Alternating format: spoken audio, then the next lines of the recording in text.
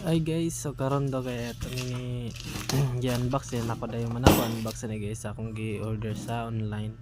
Kani day siya guys kay ano siyang fiber cable man yung ginagamit sa mga internet guys. Kung ano makita bitaw ni sa Lazada nga mga wire bitaw nga nigpis man na siya fiber optic cable na siya. So pag abot na gay na guys ako na siyang gi-unbox kung nabay kuan. Di pagkauman akong gitan-aw kung sakto ba ang order nga niabot. Okay, gimitunon gid kay niya guys. So mao na lang gid siya ang kulang no kay para na mabutangan na to internet ang among kuan nito. So karon okay, kuha na to atong gamit sa tong bagay gamay kana siya gamay.